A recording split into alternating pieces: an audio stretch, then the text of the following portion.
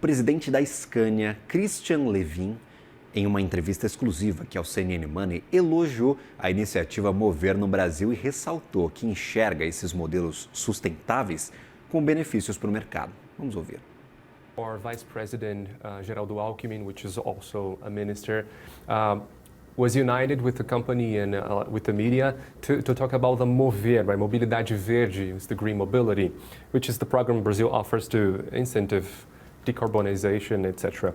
Do you think these incentives are enough or sufficient to level the TCO playing field when compared to the massive subsidies of the Inflation Reduction Act, the IRA, in the United States?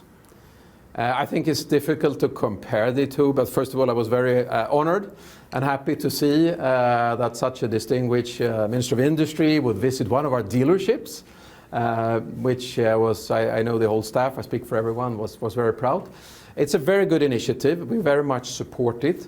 It is helping customers to choose greener technologies. And it is really supporting the smaller customers to step forward and dare to make investments. I think that we're still in Brazil quite far away from seeing really volumes on zero emission vehicles, so really battery electric vehicles. But I think that's also not necessary. I think steps we can take, just moving up on the emission level, moving to the modern equipment, and you have a massive improvement in terms of emission. And if you can add the biofuel on top of that, the biogas on top of that, then you reduce CO2 with 90%. And I think that would be the main pathway for Brazil to take. And I'm really happy that this is part of this program. And I'm really happy because this, I think, is also going to create a bit more momentum in the market that has been pretty depressed during the last year. And I think all of us in the industry, we really cherish this initiative from Brazilian government.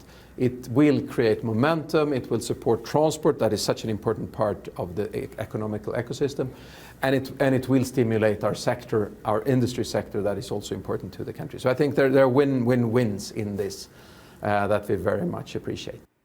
O presidente da Scania, Levin, também comentou sobre as ambições sustentáveis da União Europeia, elas em relação ao acordo Mercosul com a UE, e os obstáculos para o Brasil em uma entrevista exclusiva ao CNN Money. Vamos ouvir. Okay, Christian, coming back a little bit to Mercosur agreement, one of the barriers, one of the obstacles here in Brazil is the sustainable ambitions from the European Union that maybe we cannot reach. And many of these demands come from France, for example. It's one of the countries that want to block this agreement to happen. So this agreement includes strict sustainable development clauses and also compliance with the Paris Agreement. And I would like to know, how does Scania intend to use this legal framework we have right now to actually protect the investments in biomethane and also green hydrogen in Mercosur? Yeah, that's a very good question. And we believe that any step to reduce CO2 is a good step. We believe in any step towards more sustainable products, sustainable societies is a good thing.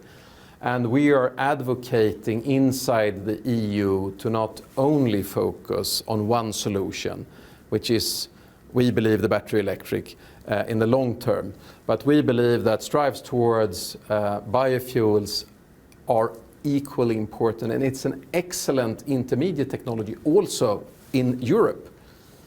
So we supply in some markets in Europe, like in the Nordic countries, up to 30% of our vehicles will be running on biofuels. It's something that is available widely. It's something you can use on the ruling population. It has immediate impact on the CO2 emissions. So we think that the European policymakers are creating too stiff frameworks. And this is something I am advocating in Brussels a lot. I was last year the chairman of the European Association for Heavy Commercial Vehicles Manufacturers, ACEA, and this was constantly on the table. We need to find a more pragmatic, technology-agnostic framework also in Europe in order to decarbonize. And I see that Brazil is more open to technology in their approach to decarbonization, and I really encourage that. So what we can do as European manufacturers is try, in this case, to move Europe towards more pragmatism.